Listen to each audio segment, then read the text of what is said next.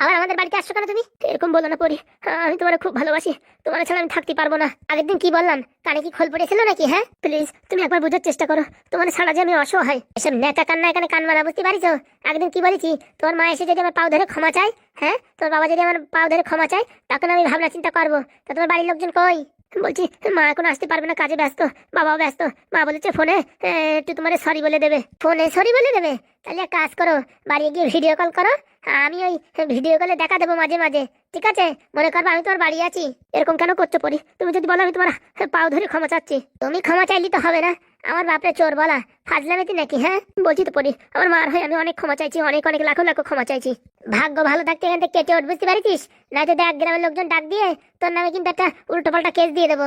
তুমি যে আমার বউ, আর তুমি এরকম কথা বলছো? বউ ছিলাম আগে তোর, এখন না। ছোট্ট একটা মিসআন্ডারস্ট্যান্ডিং এর জন্য তুমি এরকম কথা বলছো পরি? আমি কি তোমায় কোনোদিন দুঃখ যন্ত্রণা দিয়েছি? শালা দিসনি মানে? তোর মা যখন বেশি কথা বলে তখন তুই চুপচাপ করে দাঁড়ায় দাঁড়ায় শুনিস, তো সেটা বেশি কথা না? সেটা জ্বালা যন্ত্রণা না? হ্যাঁ তুই যদি আমার পক্ষে হয়ে কথা বলতি, হ্যাঁ আমার পিছনে তুই লড়তি, তাহলে কি তোর আমি ছেড়ে দিয়ে চলে আসতাম? প্লিজ পরি, আমি বলছি এরপরে আর কোনোদিন হবে না। এইবারের মতন ক্ষমা করে দাও, আমি সারা জীবন তোমার সাপোর্টে থাকবো। হবে না, হবে না, কোনো ক্ষমা নেই। তুই তোর মারে এই বাড়ি ছাড়ছাড়াই টেনে নিয়ে আয়, আমার হাত পাও ধরে ক্ষমা চাইবে, তারপরে, নাহলে আমি যাবো না। এরকম কেন করছো পরি? আমার মা তো বলিছে ফোনে কথা বলবে। আমি কোনো ফোন ফোন চিনি না, আর আমি কোনো ফোনে কথা বলতে পারবো না। বোঝার চেষ্টা করো পরি। মা পরি। ওই যে আমার বাবা আইছে, এখন কিন্তু ভালো করে তোরে দেবে কিন্তু ধোয়া তুলসী পাতা। আমি সবকিছুর জন্য রাজি, শুধু তুমি আমার সঙ্গে চলো। কি এই মালটা আমার এখানে চলে এসছে? আর বলো না বাবা, এসে খুব জ্বালান জ্বালাচ্ছে। বলছি কি বাপু, তোমার কানে কি খোল পড়া? তুমি কি কথা বোঝো না? বলছি শ্বশুর মশাই, আমার ভুল হয়ে গেছে, আমার মার তরফ থেকে আমি ক্ষমা চাইছি। নির্লজ্জ বেহায়া, সেদিন কত বেশি কথা বললাম, তারপর আবার চলে আইছে। বলিস না তোমার মা বাবা নিয়ে আসো, আমার মেয়ের পা ধরে ক্ষমা চাইবে। আমার পা ধরে ক্ষমা চাইবে আর আমার বাবার পা ধরে ক্ষমা চাইবে, তারপর আমি যাওয়ার যাওয়ার ডিসিশন নেব। আমাকে চোর বললো? হ্যাঁ এত বড় একটা বদনাম দিতে পারলো? আসলে কি ওই কটকটি না, ও ঠিক করে বলতে পারিনি। আপনাদের কথা এমন ভাবে বলিছে, মনে হচ্ছিল মা যে আপনি আর কি ওই টাকাটা সরিয়েছেন। আসলে কটকটি অন্য কথা বলিছে। তাহলে তোর মার বোঝার ভুল, আর তোর মা আমার এত বড় একটা চোর অপবাদ দিল, আর এখন তো সব ক্লিয়ার হয়ে গেল। হ্যাঁ তাহলে কত বড় একটা মানে অপদার্থ কাজ করিছে, আর সেসব কাজ করার পরেও বাড়ি বসে আছে। হ্যাঁ অন্য কেউ হলি তো মোটামুটি এসে এতক্ষণ ক্ষমা টমা চেয়ে চেয়ে একটা ফেসলা করা যেত। তোর মা ওখানে বাড়ি বসে ফোন করবে সেই কথা বলছে? হ্যাঁ একবার একটু বোঝার চেষ্টা করুন শ্বশুর বাবা। একদম আমার শ্বশুর বলবি না কিন্তু, বুঝলি? জুতো খুলে বাড়ি দেবো। তোর মতন জামাই নেওয়ার দরকার নাই। হ্যাঁ একদম আমার বউ বলবা না, আর আমার বাবারে শ্বশুরও বলবা না। অপদার্থ ছেলে, এখান থেকে বেরিয়ে যাও। তুই কি ভাবছিস? হ্যাঁ তোর মতন ছেলের সাথে বিয়ে দিতে বলে কি আমার মেয়ের আর বিয়ে হবে না নাকি? আমি যদি চাই না, এক সপ্তাহের ভিতরে আমার মেয়ের নতুন আরেক জায়গায় বিয়ে দিতে পারি। সেদিন থেকে আমি এই কথাটা শুনছি, কিন্তু এবার বলে দিচ্ছি ভালো হবে না। ভালোভাবে আমার সাথে চলো বাড়ি, নয়তো দেখো কপালে কিন্তু বিপদ আছে। কি বলি কি বলি, তুই বিপদ আছে? তোর এত বড় সাহস! দেখেছিস মা, এতক্ষণ ভেবেছিলাম জামাই বোধহয় একটু ভালো আছে, এ তো দেখি কেউটের বাচ্চা কেউটেই হয়, কোনোদিন দাঁড়ার সাপ হয় না। দাঁড়া সাপ কি না দেখিয়ে দেবো। কি বলছিলেন এক সপ্তাহের ভিতরে অন্য কোথাও বিয়ে দেবেন? যদি ক্ষমতা থাকে দিয়ে দেখান, ঠিক আছে? তুই কি করবি রে, কি করবি তুই? দেখিস কেন কি করি। অনেক আসপদ্দা বেড়েছে তোর, বুঝতে পেরেছিস? তুই তো করে কথা বলছিস আমার সাথে, তোর সাথে এরকমই বলা ঠিক আছে? অপদার্থ। ঠিক আছে, তুইও মনে রাখিস, জীবনে আমি মরে যাব কিন্তু তোর সংসার করবো না। আর আমিও কিট্টু, হ্যাঁ কথা দিলাম, তোরেই আমার ঘরের বউ করে ছাড়বো। ঠিক আছে দেখে নিস। আর আমিও বলে দিচ্ছি, আমার মেয়ের যদি আবার বিয়ে না দিতে পারি, তাহলে শালা আমি আমার ওই কোচিং ছেড়ে দেবো। আচ্ছা যদি বুকির পাটায় দম থাকে না, তাই মেয়ের সাত পাকে বন্দি করে দেখান। দেখে নিস তাহলে। অনেক ভালোভাবে বোঝাইছি, এখন তো শুনলি না? এখন দেখ, সোজা আঙুলে ঘৃণা উঠলে আঙুল বাঁকা করতে হয়। যত বাঁকা করার কর, দেখি তুই কি করতে পারিস। গ্রামের মানুষের কাছে আমার মান সম্মান রাখলি না তো, দেখ তোদেরকে কি করি। যা পারার করে নিস, আমিও শালা এমএলএর ছেলে, দেখে নিস। হ্যাঁ হ্যাঁ, যা পারার করে নিও। তোর মার কথাই ঠিক, এইসব গরিব লোকদের মাথায় উঠতি নাই। দেখিস বাবা, দেখিস ওই হারামজাদার কথা শুনিস? আমি তো আগেই বুঝতে পারিছিলাম ওই শালা এমএলএর বাচ্চা, এমএলএর বংশ কোনোদিন ভালো হতে পারবে না। আর ওর বউটা হচ্ছে এক নম্বর শয়তান বজ্জাত, আর ছেলেটা ভালো হবে তা কি করে সম্ভব? শুধুমাত্র তোর কথা শুনে ওখানে আমি বিয়ে দিছি। কিন্তু আমি মাঝে দেখেছিলাম ওই স্টেশনের পাশ দিয়ে গরিব লোকদের কম্বল বিতরণ করছিল, খাবার দাবার দিচ্ছিল। আমি ভাবিছি এর ভিতরে মনে হয় সত্যকারের একটা মানুষ লুকিয়ে আছে। ওইসব লোক দেখানো, ও হয়তো খবর পাইছে কোথার থেকে যে তুই ওখানে যাবি, তার জন্য এইসব করিছে। নয়তো এসব এসব হচ্ছে রক্ত চুষা মানুষ, এসব মানুষের দান করে, মানুষের রক্ত চুষে খায়। তাই হয়তো হবে বাবা। তুই টেনশন করিস না, তোর ভালো এক জায়গায় বিয়ে দেবো। আর কত বিয়ে করবো বাবা, আমার আর বিয়ে থা করার ইচ্ছে নেই। আমি এখন পড়াশোনা করতে চাই। আচ্ছা পড়াশোনা করতে হলে তোকে পড়াশোনায় কেউ বাধা দেবে না। নিজের পায়ে না দাঁড়ালে বাবা এই অবস্থা। এখানে গিয়ে কথা শুনতে হয়, ওখানে গিয়ে কথা শুনতে হয়, জীবনে শুধু কথাই শুনতে হয়। আর যদি নিজের পায়ে দাঁড়িয়ে ইনকাম করতে পারি, তাহলে আর লোকের বেশি কথা কোনোদিন শুনতে হবে না। নিজের উপরে নিজের একটা ভরসা থাকবে, আত্মবিশ্বাস থাকবে। ঠিক আছে মা, তুই টেনশন করিস না, তুই পড়াশোনা কর, যত টাকা পয়সা খরচা হয় আমি আছি। আচ্ছা বাবা, এখন কিন্তু আমি আর বিয়ে থা করবো না বলে দিচ্ছি। ঠিক আছে। বলছি বাড়িতে কেউ আছে নাকি? কে? আমি নেদন। এই অপদার্থ দুটো আবার আইছে। কি ব্যাপার, রেগে টেগে আছো যে? রেগে থাকবে না, ওই এমএলএ ছেলে আসছিল, এখানে এসে উল্টোপাল্টা কথা বলে গেছে। উল্টোপাল্টা কথা বলে গেছে মানে? ও শালা বলিছে কি আমাদের 14 গোষ্ঠী দেখাই দেবে। আগে ভাবতাম কিট্টু ভালো ছেলে, কিন্তু আজকে যা কথাগুলো বলে গেল না, মনের ভিতরে যতখানি জায়গা ছিল না একদম ডেটল দিয়ে পরিষ্কার করে ফেলাইছি। বলছি কি দেখো, তোমার জন্য ভালো একটা অফার আছে। তুমি যদি চাও আগের স্বামীর সংসার করতে পারো। না না, আমি কোনো সংসার টংসার করবো না। খুব ওইসব ভুল কথা, এখন মাথা গরম আছে তো তাই এরকম বলছো। যখন দেখবা বয়স বেশি হয়ে যাচ্ছে, হাত পা চামড়া ঢিলে পড়ে যাচ্ছে, তখন মনে হবে যে বয়সকালে কেন সংসার করিনি, কেন বিয়ে করিনি। বুঝতে পারিস? অত জ্ঞানের কথা আমার বলা লাগবে না। বলছি কাকু দেখো, ভালো কথা বলছিলাম, এখন আপনার মেয়ে মানছে না। দেখো বাবা, এখন আমাদের মাথাটা ঠিক নেই, ওসব ব্যাপারে এখন আমরা কথা বলতে পারছি না, বুঝতে পেরেছো? আর ওই এমএলএ ছেলেরে চেতাই দিছি, ও এখন আমাদের পিছনে কিরকম কাড়ি করবে তা কে জানে। ও কিচ্ছু করতে পারবে না, ওর নারী টিপে ধরলি পারে, ও নড়তেই পারবে না। এক নম্বর অসভ্য ছেলে। আমার বাপের নামে ওর মা উল্টোপাল্টা বলিছে, আর ও চুপচাপ দাঁড়ায় দাঁড়ায় শুনিছে। আর এখন আমার হাত পা ধরে চালাতে আছে এই বাড়ি নীতি। শোনো, আমি যতদূর জানি ওরা হচ্ছে একটা পাক্কা শেয়ানা, বুঝতে পারিস? সে তো আমিও জানি, আমি তো ওখানে কোনোদিন বিয়ে দিতে চাইনি, শুধুমাত্র আমার মেয়ে ওখানে ভালোবাসা করিছে, তার জন্য আমি আর দেখলাম না, ঝপাত করে বিয়ে দিয়ে দিছি। ওটাই তো বাবা, আমার ভুল হয়ে গেছে। আমি মানুষই একটুখানি দেখলি পারেই বুঝতে পারি না সে ভালো মানুষ কি খারাপ মানুষ, তখন তার প্রেমে পড়ে যাই। দেখ মা পড়ি, তোর লাজবারের মতন বলছি, এখন থেকে ভালো করে পড়াশোনা কর, আর এই বারবার বিয়ে থা এইসব করিস না, ওতে আমার মান সম্মান নষ্ট হয়ে যাচ্ছে। তার জন্য বলেছি বাবা, এখন আর বিয়ে থাকা করবো না, এখন পড়াশোনা করবো। বলছিলাম আমার একটা কথা শুনবা? তোমার আবার কি কথা? আগের যে রাজের সাথে বিয়ে হয়েছে, রাজ এখন সারাক্ষণ শুধু তোমার নাম জপ করে, খাওয়া দাওয়া বন্ধ করে দিয়েছে, প্রায় মরার মতন অবস্থা। কি বলছো? হ্যাঁ, ওর সংসার করার দরকার নেই, একটাবার ওর একটু দেখা দাও, বুঝিছো? ও যেরকম পাগলের মতন হুনো হয়ে পড়েছে, মনে হচ্ছে বেশি দিন লাস্টিং করবে না। তোর যাওয়ার আগে একটা স্বপ্ন, তোমার সাথে একবার একটু দেখা করতে চাই।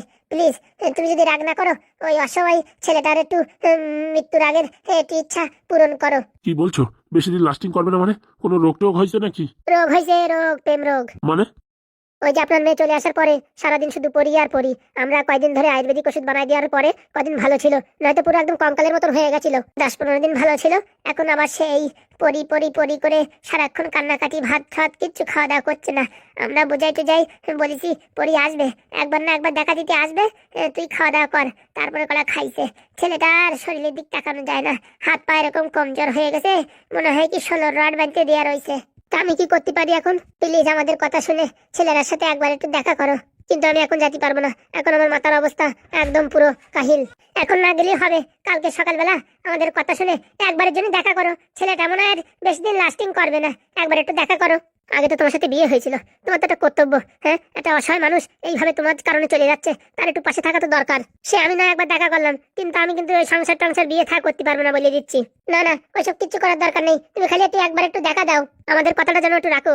হ্যাঁ মা, হ্যাঁ একবার একটু দেখা দিয়েস, ছেলেটার বলে শরীর ভালো না। আচ্ছা বাবা, তাহলে এখন আমরা আসি। হ্যাঁ, আর ওরা যদি তোমাদের সাথে কোনো রকম ফাজলামি বদমাইশি করে, আমার খালি একবার একটু খবর দেওয়া। ঠিক আছে বাবা, আমাদের যদি কোনো রকম ওরা সর্বনাশ করতে চায়, তোমরা একটু বাঁচাইও, এই দুনিয়ায় তো আমাদের কেউ নেই। ও নিয়ে চিন্তা করবেন না, আমরা আছি সবসময় আপনাদের পাশে। বলছি কি, ওই কটকটি যত নষ্টের গুড়া, ওই মালটার কিছু একটা করা যায় না? ওটা বিশাল শ্যানা মাল, ওরে ফাঁদে পাতাতে হবে। ওইটার একটু ধুলাই দাও, দেখো সব কিছু ঠিক হয়ে যাবে। বলছি কি লালদা, চলো জেঠুদের সাথে একটা পরামর্শ করি, ওই মালটারে কি করে সাহায্য করা যায়। চল। বলছি স্বামী, এখানে তোরা নেই, পালিয়ে গেছে। তুমি ফোন করে যে ভয় দিয়েছো, তা না পালিয়ে কোথায় যাবে? সবই তোমার বুদ্ধি, তোমার বুদ্ধি অনুযায়ী কাজ করেছি বাবা, একদম সব একদম কেল্লা ফতে। শুধুমাত্র কি তোমার বুদ্ধি আছে, আমার কি বুদ্ধি নেই? কিন্তু এখন একটা টেনশন হচ্ছে। কিসের টেনশন? ভাবছি কি, ওই কিরণ আবার বাড়ি গিয়ে আমার দাদুকে উল্টোপাল্টা বলবে না তো? আমার দাদুকে আবার মারধর করবে না তো? অত সোজা না না, আমার ভয় লাগছে। ও মদখোর চুল্লুখোর, ওর যত বন্ধু বান্ধব আছে না সব ওরকম, সবাই তো যদি মদ খাইয়ে আমার দাদুকে মারতে বলে। আরে বাবা না না, আমি তো আছি নাকি? তুমি এখান থেকে কি করবে? কাছে না থাকলে কিছু করতে পারতে, সময় আসলে দেখতে পারবে এই পাদু কি করতে পারে কি না পারে। সে তো আমি জানি, তোমার মাথায় ভীষণ বুদ্ধি, কোথাতে কি করবা কে জানে। বলছি চলো আজকে আমরা একটু পার্কের থেকে ঘুরে আসি। পার্কে যাবে? হ্যাঁ হ্যাঁ, চলো তাহলে। আচ্ছা, বলছি মা, আমি প্রতিশোধ চাই। কিসের প্রতিশোধ রে বাবা? পরি আর ওর পরির বাবা আমার যেভাবে অপমান করেছে তা আমি সহ্য করতে পারছি না। এতদিন পর একটা কাজের কথা বলিস। একটু কথা বলতেছি পরির ছাড়া বাঁচবো না, আর এখন অনেক হয়েছে, আমি আমার মার ছেলে, ওর পায়ের যাই গিড়গিড়াইছি তবুও আমার কথা শুনছে না। বলছে তোমার আর মারে যাই ওর পা ধরে ক্ষমা চাইতেই। আমার ক্ষমা চাইতে হবে? কোনো ক্ষমা টমা চাওয়ার দরকার নেই, ওদের তালতলার তাল দেখাই দেবো। এই না হলে আমার ছেলে। তাহলে এখন কি করতে চাচ্ছিস কিট্টু? আমি বাবা বদলা নেবো। কিরকম? ওই বুড়ো আর বুড়োর মেয়েরে এমন উচিত শিক্ষা দেবো, ওরা সারা জীবন মনে রাখবে যে আমার সাথে ছেলে খেলা অত সোজা না। বলছি এটা করা কি ঠিক হবে? এই পোড়ামুখ নির্বংশ ঠিক হবে মানে? আরে গিন্নি, খিস্তি খামারি করছো কেন? তা তোমার কি ফুলচন্দন দিয়ে পুজো করবো নাকি? দেখো, ছেলের সামনে বেশি খিস্তি খামারি করো না, বুঝিছো? মান সম্মান তো আর রাখলে না, ছেলের সামনে এখন খিস্তি খামারি করছো। তুমি যে একটা এমএলএ, এতদিন কত টাকা ঘুষাইছো, পরবর্তী এমএলএ কে হবে? তোমার ছেলে নয়তো আমি। জানো, আমার কি এখনো বয়স হয়ে গেছে নাকি যে আমি আর এমএলএ থাকতে পারবো না? ওইসব ন্যাঙা এমএলএ এখন আর চলে না। তাহলে এখন এমএলএ আপাতত আমি হব। কিন্তু আমি তো পদত্যাগ করিনি। পদত্যাগ তোমার করা লাগবে না, আমি তোমার পদত্যাগ করাই দেবো। মানে বুঝলাম না। অনেক হয়েছে তোমার লীলা খেলা, আর না। গিন্নি কি বলছো আমি বুঝলাম না। বলছি আমার কাছে যে 6 কোটি টাকা আছে, ওই টাকাটা ব্যাংকে রাখতে হবে। কিন্তু ওই কটকটি বললো যত টাকা ব্যাংকে রাখলে ট্যাক্স দিতে হবে। সে আমি উকিল জোগাড় করে ফেলেছি, কি করে কি করতে হবে কি না করতে হবে তারা সবকিছু বলে দেবে। বলছি মা, তোমরা এখন তোমাদের জ্বালা নিয়ে ব্যস্ত হয়ে পড়িছো। আমার ঝামেলাটা কি হবে সেটা বলো। আমি যখন গরম মেরে বলে আসলাম যে তোদের পিন্ডি চটকায় দেবো, তোদের বুঝাই দেবো এই কিট্টু কি জিনিস, আমি এমএলএর ছেলে, তোদেরকে বুঝাই দেবো। হ্যাঁ, তো এখন আমি কি করবো? আরে বাবা, তুই এসব ভুলে যা, এসব হাবিজাবি কাজ তোর করার দরকার নেই। একদম কথা বলবা না। বলছি বাবা, তুই কি করতে চাচ্ছিস? আমি এমন কিছু করতে চাই যাতে ওই মেয়ে বুঝতে পারে যে আমি কিট্টুর সাথে প্রতারণা করে খুব খারাপ করেছি। আর ওর বাবা মানে ওই বুড়ো শালাও যাতে বুঝতে পারে যে তার জামাইয়ের সাথে যে কাজটা করেছে একদম খারাপ কাজ করেছে। ওরা সারা জীবন যেন পস্তায়, সেমন একটা কাজ করে দাও। পরিষ্কার করে বল তুই কি চাস? এমন কিছু করো সারা জীবন যেন ও আমার জন্য আফসোস করে। তুই টেনশন করিস না, আমি বিকেলের ভিতরে একটা ভালো একটা প্ল্যান ভেবে তোরে বলছি।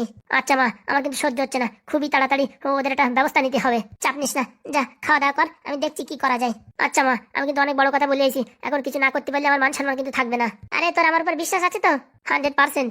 তাহলে যা খাওয়া দাওয়া করে শুয়ে পড়, দেখ তোর মা কি করে। থ্যাংক ইউ মা, তোমার সাথে যে ব্যবহার করেছে তার বদলা আমি চাই, এই না হলে আমার ছেলে। বলছি বাবা, এসব ভালো ছেলেরা এসব কাজ করে না। হইছে নিকোচি মারিছে তোমার ভালো। বলছি গিন্নি, হ্যাঁ তুমি আমার সাথে যেরকম করো করো, কিন্তু ছেলেটার এসব কুবুদ্ধি দিয়ে ও জীবনের লক্ষ্য তো নষ্ট করে দিচ্ছ। হ্যাঁ, তোমার তো বিরাট জীবনের লক্ষ্য, অনেক উন্নতি করিছো, এত বিশেষ সম্পত্তি বানাইছো যে আমরা খাইয়ে পারবো না। কেন 15-20 বিঘে জমি রাখতে পারিনি? ওতে কি হবে? 4 কোটি টাকা তো মানুষ ছোট ছোট বিয়ে আসলে খরচা করে দেয়। বিয়ে 4 কোটি টাকা খরচা করে দেয়? কেন দেখোনি চারিদিকে বিয়ে দেখোনি? ও যাদের ফাও টাকা ইনকাম আছে তারাই করতে পারে। তুই শালাটা এমএলএ, তুই যদি চাস না তুই অনেক টাকা ইনকাম করতে পারিস, কিন্তু না ভাই পাস তোর আঠু কাপড়ে, তোর যে কে যে এমএলএ বানালো আমি তো তাই বুঝে পাচ্ছি না। মা আমি আসি তাহলে। আচ্ছা তুই খাওয়া দাওয়া করে রেস্ট কর, আমি দেখছি কি করা যায়। চরম শাস্তির ব্যবহার কর মা, চরম শাস্তি। তুই খালি দেখতে থাক। পরিশালা, তুই যদি আমার যদি না হোস তা তুই কারো হবি না, তোর এমন ব্যবস্থা করবো। বলছি গিন্নি, ছেলেটারে এসব কুবুদ্ধি দিও না। বেরো তুই এখান থেকে, বেরো। দেখিস কোনো কথাবার্তা হলো? ভালোভাবে বলছি, এখান থেকে বেরো। এই বাড়ি আমার 4 পয়সার দাম নাই। ছেলেটার বৌতি মিলে কি যে করবে কে জানে। যে করেই হোক এমএলএর পদটা আমার নিতেই হবে, নাইতো একবার এই সুযোগ যদি হাতছাড়া হয়ে যায় সারা জীবন এরকম সুযোগ পাওয়া যাবে না। একবার যদি আমি এমএলএ হই না, 1 বছরের ভিতরে এত টাকা জোগাড় করে ফেলবো না, মোটামুটি গুনতে গেলে 3 বছর লাগবে। ম্যাডাম। কে? পটল ম্যাডাম, পটল। আসো ভিতরে আসো। তা আসতে কোনো অসুবিধা হয়নি তো? অসুবিধা তো ম্যাডাম একটু হয়েছে। কিরকম অসুবিধা? এই মানে গ্রামের লোকের কাছে শুনছিলাম এমএলএ বাবুর বাড়ি কোনটা, তা মোটামুটি শোনার পরেও চিনে উঠতে পারলাম না। কেন? আমাদের বাড়ি তো সোজা রাস্তায়। না মানে ভাবিছিলাম এমএলএ বাবুর বাড়ি, মানে না এমএলএ বাবু নাম শোনা তো মানে বুঝতে পারিছেন যে বিরাট হাইফাই বাড়ি হবে, চারিদিকে বাংলো গাড়ি কার, দারোয়ান ফারোয়ান সব কিছু হবে। ও মা, আপনাদের বাড়ি ঢুকতেই একটা ঘরের সামনে একটা কুকুর পর্যন্ত বাঁধলো না, আমি তো অবাক। ওই তো পুরা কপাল আমার। তো বলছি ম্যাডাম, আপনি যে কারণে আমরা ডেকেছিলেন আমি কিন্তু কেসটা সলভ করে দিছি। কিরকম? ওই যে আপনার কাছে যে 6 কোটি টাকা আছে তো ওটা ব্যাংকে রাখবেন তো, সে ব্যবস্থা হয়ে গেছে। আমার স্বামী তারপর 2-4 জন বললো ওই টাকা নাকি ব্যাংকে রাখলে এবার ট্যাক্স দিতে হবে। ট্যাক্স যদি দিতেই হবে ম্যাডাম, তা আমরা ডাকিছেন কিসের জন্য? আমার তো সব লোক বললো ট্যাক্স বাঁচানোর কোনো রাস্তা নাই, দিতেই হবে। একবার টাকা ঢুকাইছো কি ট্যাক্স দিতেই হবে। আচ্ছা আচ্ছা ম্যাডাম, রাস্তা আছে। কি রাস্তা? বলছি ম্যাডাম, আমার কিন্তু ভালো একটা কমিশন লাগবে, না হলে কিন্তু আমি এসব কাজ করতে পারবো না। আরে ও নিয়ে তুমি টেনশন করো না, তোমার উপযুক্ত প্রাপ্য টাকা তুমি পেয়ে যাবা। এবার বলো কি করে কি করতে হবে। বলছি ম্যাডাম, কাছে আসুন। হ্যাঁ বলো। প্রথমত গ্রামের কিছু গরিব অনাথ বাচ্চাদের আপনার জোগাড় করতেই হবে। কেন? অনাথ বাচ্চাদের আমি আবার কি করব? ওই তো ম্যাডাম, খেলা তো ওই জায়গা। আপনি যদি 6 কোটি টাকা ব্যাংকে রাখেন না, আপনার কত টাকা মানে ট্যাক্স দিতে হবে জানেন? কত টাকা? সে মোটামুটি ভালো একটা অঙ্ক। এইসব কথা বলি আমার মাথা খারাপ করো না, কি করে বাঁচানো যায় সেইটা বলো। বলছি কি ম্যাডাম, ওই গরিব অনাথ বাচ্চাদের নিয়ে আপনি একটা ট্রাস্ট খোলেন। সেটা আবার কি জিনিস? মানে কথাটা হচ্ছে যে আপনি অসহায় মানুষদের পাশে দাঁড়াচ্ছেন এবং যারা দুবেলা দুমুঠো খেতে পারে না, পড়াশোনা করতে পারে না, তাদের জন্য ছোট্ট একটা আশ্রম তৈরি করছেন। এই হিসাবে একটা অ্যাকাউন্ট তৈরি হবে, সেই অ্যাকাউন্টে যে টাকা রাখবেন সেই টাকার কোনো ট্যাক্স দেওয়া লাগবে না। কি বলছো? হ্যাঁ ম্যাডাম। আর ওই বাচ্চাগুলো যেগুলো আমি মানে বলবো যে খাতি ফাতি দিতে হবে, 2 দিন পরে যদি ছাঁটাই করে দিই? আরে ম্যাডাম, ও করলে তো হবে না, ওদের সারা জীবন পালিয়ে পুষিয়ে রাখতেই হবে। তাতে তো আমার লস, ওদের খাতি দিয়ে আমার লস না সারা জীবন ধরে, ওর থেকে তো ট্যাক্স দেওয়া ভালো। আরে ম্যাডাম, খেলা তো এখানেই শুরু, দেখেন পরবর্তীতে আপনার অনেক লাভ। কিরকম? এই যে মনে করেন আপনার যে একটা ট্রাস্ট থাকবে, সেখানে বাচ্চা ফাচ্চা থাকবে, আরও অনাথ বাচ্চা এদিক ওদিকতে ধরে টরে আনবেন। তখন বড় বড় এমএলএ এমপি যারা আছে, মাঝে মাঝে তারা ভিজিট করতে আসে, এসে দেখবে যে আপনি এত সুন্দর একটা কাজ করছেন। তখন তারা 10 লাখ, 15 লাখ, 20 লাখ, 30 লাখ, কেউ কেউ ভালোবেসে 1 কোটি টাকাও দান করে দিয়ে যেতে পারে। কি বলছো? হ্যাঁ ম্যাডাম, তারপরে ওই তাদের একটু ক্যাম্পিং চালালি পারে না, ওরে বাবা আজকাল তো প্রচুর টাকা আসছে। মানে ওটা তো একটা ভালো ব্যবসা। খালি ব্যবসা ম্যাডাম, এটা এখন একটা নতুন টেকনিক, এ বিষয়ে সবাই আর কি বোঝে না। তারপরে তো পরবর্তীতে আমারও লাভ হবে। আমি যদি ভোটে দাঁড়াই কোনো সময়, সবাই ভাববে যে এইসব অনাথ বাচ্চাদের জন্যই এত কাজ করে, তাহলে সাধারণ মানুষ যারা ভোট দেছে তাদের জন্য কত কাজ করবে। একদম ম্যাডাম, একদম। আপনি তো এই একবারে জিতে যাবেন, কোনো ক্যানভাস করতে টাকা খরচা করা লাগবে না। তাহলে আর দেরি কিসের জন্য, ঘপাত করে কাজটা করে ফেলান। বললি তো হয় না ম্যাডাম, এর পিছনে খরচা আছে অনেক জায়গাতে, অনেক সাই শক্কর নীতি হবে, তারপরে ছোট্ট একটা ঘর বানাতে হবে, সেখানে কিছু ওই গরিব, তারপরে পঙ্গু, হ্যান্ডিক্যাপ এইসব বাচ্চাদের এনে রাখতেই হবে। তা কাজে লেগে পড়ো। কাজ তো ম্যাডাম এর আগে আমি অনেক লোকের করে দিছি, কাজ তো রেডি, কিন্তু আমার কমিশন। আরে তুমি অনেক টেনশন করো না, তোমার আমি পার্মানেন্ট অ্যাসিস্ট্যান্ট বানাই দেবো। পার্মানেন্ট অ্যাসিস্ট্যান্ট বানাই দেবেন? আমার পার মান্থ কত টাকা দিতে হবে জানেন? বলো। পার মান্থ আমার কমসে কম 3.5 লাখ টাকা দিতে হবে। তুমি যদি আমার কাজ করে দাও, আর যেভাবে তুমি যা বললে ওইভাবে যদি করে দাও, আর এমএলএ যদি আমার বানাই দাও না, তাহলে আমি তোমার প্রত্যেক মাসে 5 লক্ষ টাকা করে দেবো। 5 লক্ষ টাকা দেবেন? তুমি যা বলিস তাই করবা, আর আমার এমএলএ বানাই দেবা। তোমার মাস গেলে 5 লক্ষ টাকা বেতন। আচ্ছা, মনে করেন আপনি এমএলএ হয়ে গেছেন। সত্যি তো? আবার স্বপ্ন দেখাচ্ছ না তো? এই পটল কোনোদিন কাউকে স্বপ্ন দেখায় না। আচ্ছা ঠিক আছে, তুমি যা বলবা আমি তাই করব, কিন্তু আমার স্বপ্ন আমি এমএলএ হবই। আমার এন্ট্রি পার্টি কিন্তু আছে নারকেল বেগম, বুঝতে পারিস? সেই নারকেল বেগম কিন্তু প্রচুর সেনামাল, ও যে কোনো ভাবে হোক আমার হারানোর চেষ্টা করবে। কোনোদিন না ম্যাডাম, কোনোদিন না, সে সুযোগও কোনোদিন পাবে না। আপনার স্বামী এখনো পর্যন্ত এমএলএ আছে তো? হ্যাঁ, সামনের ভোট অব্দি তো আছে। তাহলে চাপ নেবেন না, তার আগে আপনাকে এমএলএ বানিয়ে দেবো। কি করে সেটা? ম্যাডাম সবকিছু মুখে বললে হয়? আমার কাজও তো দেখবেন নাকি, পয়সা কি মাসগিলি 5 লাখ টাকা এমনি দেবেন? ঠিক আছে দেখি, মুখ দিয়ে যা বললে আগে একটা তো করে দেখাও, তারপর তোমার বিশ্বাস করব। দেখেন তাহলে ম্যাডাম। আচ্ছা। বলছি তাহলে আমি যদি এখানে পার্মানেন্ট থেকে যাই, আমার কিন্তু একটা ভালো একটা রুমের দরকার, আর ইন্টারনেট ওয়াইফাই কিন্তু দরকার। আরে বাবা, তোমার যা লাগে তোমার তাই পেয়ে যাবা, কোনো চাপ নাই, কিন্তু আমার কাজ টাইম মতন করবা। আপনি খালি দেখেন, এই যে আপনারে এত নিচের থেকে এত উপরে উঠাই দেবো, আপনি কোনোদিন স্বপ্নেও ভাবতে পারবেন না। এরকম গল্প খামারি আমার বিশ্বাস হয় না, আমি নিজের চোখে দেখে তারপরে বিশ্বাস করি। একদম ম্যাডাম, মাত্র 15টা দিন সময় দেন, তার ভিতরে দেখেন আপনার জীবনের উন্নতি আমি কি করে ধার ধার ধার ধার করে উঠাই দিই। আচ্ছা। বলছি কি দাদু, মুখটা ওরকম করে আছো কেন? আর বলিস না বাবা, বেঁচে আছি কোনো মতে। কেন? আমার বউ যা শুরু করিছে না, তাতে আমার কপালে তো দুঃখ আছে, আর তোমাদের কপালেও দুঃখ আছে। মানে? কালকে আমার বউ কটকটির সাথে এমন প্ল্যানিং করিছে, সেই প্ল্যানিং যদি সাকসেসফুল হয়ে যায় না, তোদের গ্রাম ছেড়ে চলে যেতেই হবে, কেউ ঠেকাতে পারবে না। কি প্ল্যান করিছে? কি প্ল্যান করিছে তা জানি না, কিন্তু ওরা দুইজনে হাসতেছিল। আর আমাদের ওই মানে ঘরের ভিতরে ইয়ে আছে না, ওই ওর নাম কদম, হ্যাঁ, ওই কদম ওর সাথে মিলিত আছে। মানে কি রকম ভাবে আমাদের সাহায্য করতে চাই সেটা একটু যদি বলতে পারতে, তাহলে আমাদের ভীষণ উপকার হতো। শোন, সব কথা তো আমি কান পেতে শুনতে চাই, কিন্তু ওরা কাছাকাছি এসে কানে কানে বলিছে, কিন্তু কি একটা ফন্দি করিছে, মানে তোদের নামে কিছু একটা বদনাম করবে, আমি যা বুঝতে পারলাম। মানে চুরি চামারি এসব হাবিজাবি কেস না তো? না না, ওইসব কিছু না, বদনাম দেবে, আর ওই গ্রামের লোকজনই তোদের বাড়ি থেকে বের করে দেবে, বুঝতে পারিস? মানে গ্রাম থেকে বের করে দেবে, এতে আমার বহুত দোষ হবে না, কটকটির দোষ হবে না, কারুর দোষ হবে না, আর তোরা কোনদিন বুঝতেও পারবি না তোদের সাথে কি হয়েছে। অত সোজা না। না বাবু, কটকটিতে হালকাভাবে নিও না, ও বিরাট শেয়ানা, এখন তো আমারও ভয় করছে তোদের সাথে দেখা সাক্ষাৎ করতি। কেন? বাতাসেরও চোখ থাকে, হ্যাঁ, কি কবে দেখিয়ে ফেলাবে। হ্যাঁ, তোদের সাথে আমি এইসব কথাবার্তা বলছি, সেদিন আমার বউ আমার টুটি টানি ছিঁড়িয়ে ওই কাঁঠাল গাছে ঝুলোয় রাখবে। আরে না না, তা কোনোদিন হতে দেবো না, আমরা আছি তো নাকি? আরে বাবা, আমি আমার জীবনের ঝুঁকি নিয়েও তোদের যাতে কোনো রকম ক্ষয়ক্ষতি না হয় সেই চেষ্টা করছি, বুঝেছিস? একটু সাবধানে থাকিস। না না, আমরা তো এমনিতেই এখন থেকে সাবধানে আছি, আর তুমি যা বললে তাতে তো আমাদের এখন ভীষণ সাবধানে থাকা উচিত। হ্যাঁ, আমার যা মনে হয় তোদের বাড়ি ফুটো আছে না, ফুটোর নামে কোনো বদনাম দেবে। পাদু দাও ঠিক এই কথা বলিছে। তাহলে দেরি করছিস কেন? বাড়ি গিয়ে সাবধানে থাক, আমার যতদূর মনে হয় 1-2 দিনের ভিতরই কিছু একটা ঘটনা ঘটাবে। বলছি আমরা যদি পুলিশ স্টেশনে আগে থেকে একটা ডায়েরি করে রাখি? কোনো লাভ হবে না, কোনো লাভ হবে না, সব এক জায়গায় জড়িত। আমার বউ যে কি জিনিস তোমরা এখনো জানতে পারো না। আমি এই যে 20 বছর ধরে সংসার করছি, আমি সে সাথে এখনো আমার বউরই 10% জানতে পারলাম না, আর তোমরা কি করে জানবা? ও রাত্রি এক, সকালে এক, সন্ধ্যের সময় এক, ওর মনের গতিবিধি ও কেউ জানে না, ও কখন কি করবে তাও নিজেও জানে না। তা বলছি যদি সেরকম কিছু খবর পাও তা আমাদের জানিও। দেখো বাবা, আমার যা মানে পরিস্থিতি, এখন আমি বাড়িতে বেরোনি কষ্টকর। আগের দিন তোমাদের দেখা সাক্ষাৎ করে বাড়ি গেছি, আমার বউ আমার পরে এরকম চেঁচাচ্ছে, মনে হচ্ছে কি সবকিছু জানিয়ে ফেলাইছে। কি বলছেন? হ্যাঁ, ঠিকই বলছি বাবা, তোমাদের হয়তো আর আমি ইনফরমেশন দিতে পারবো না, কারণ আমার বউ যদি একবার জানে যে আমি এই ঘরের কথা বাইরে লিক করছি, তাহলে তো আমার একদম শ্রাদ্ধ উল্টোই দেবে, কেউ ঠেকাতে পারবে না। ঠিক আছে, আপনি আমাদের যতখানি সাহায্য করেছেন তাই আপনাকে অসংখ্য অসংখ্য ধন্যবাদ। ঠিক আছে বাবা, তাহলে আমি এখন যাই। আচ্ছা, ভালো থাকবেন, আর কোনো সমস্যা হলে আমাদের জানাবেন, আমি আমার জীবন দিয়ে আপনার জন্য লড়াই করব। তোমরা লক্ষ্য রাখো বাবা, আমার কিলকুতো খাতি খাতি অভ্যেস হয়ে গেছে, আমার সেরকম এখন একটা অসুবিধা হয় না। সাবধানে যাবেন। আচ্ছা। আর একটা কথা শোনো, তোমার বাপ কাকাদের বলে দিও বাড়ির থেকে যেন বাইরে কোথাও যায় না, আর কোনো মেয়ে ছেলেরও যেন বাড়ির বাইরে মানে দেখা সাক্ষাৎ না করে, আর বাড়ির ভিতরে যেন আসতে না দেয়, বুঝতে পারিছো? আর কারোর কাছ থেকে টাকা পয়সা নিয়ে আনি কিচ্ছু না, একদম 1-2 সপ্তাহ একদম চুপচাপ ভাবে থাকতে বললো। সে কথা তুমি আগেই বলেছি। হ্যাঁ, এখন কি করবে কে জানে। আপনি চিন্তা করবেন না, আপনি যান, আমরা দেখছি এদিকে কি করা যায়। ঠিক আছে। বলছি লালদা, এখন কি করা যায়? বলছি এটা সর্বনাশ করেছে, এ তো মনে হচ্ছে সিসি ক্যামেরাও কাজ করবে না। সিসি ক্যামেরা কোথায় কোথায় লাগাবা? হ্যাঁ, কেউ যদি টাকা পয়সা দিয়ে আমাদের নামে বদনাম করানোর জন্য তোলাই পড়ায় লাগায়, তো যে করে হোক আমাদের বদনাম করবেই করবে। তাহলে কি করা যায়? বলছি কি, বাড়ির লোকজন 1-2 দিনের জন্য মোটামুটি ওই খিদিরপুরি শিফট করে দিই। খিদিরপুরি শিফট করবা না তোমাদের গ্রামের বাড়ি পাঠাবা? তা করলেও খারাপ হয় না। চল ভাই বাড়ি যাইয়ে ফুটুদার সাথে আলোচনা করে দেখা যাক কি করা যায়। হ্যাঁ, আমাদের হাতেও পয়সা করি সেরকম একটা নাই। মোটামুটি 2-4 দিন এই যে ট্রেনে ফেরি করো বা গরু ছাগলের ব্যবসা করো, টাকার দরকার, টাকা ছাড়া কিচ্ছু হবে না। ঠিক বলেছিস ভাই, টাকার দরকার। আর এই গ্রাম ছাড়িয়ে মোটামুটি 8-10 দিন ঘুরে আসতে পারলি সবচেয়ে ভালো হয়। কিন্তু ওরা তো ভাববে আমরা ভয় পাই চলে গেছি। ওরে যে যা ভাবে ভাবুক, ওদের আমাদের দেখার দরকার নেই।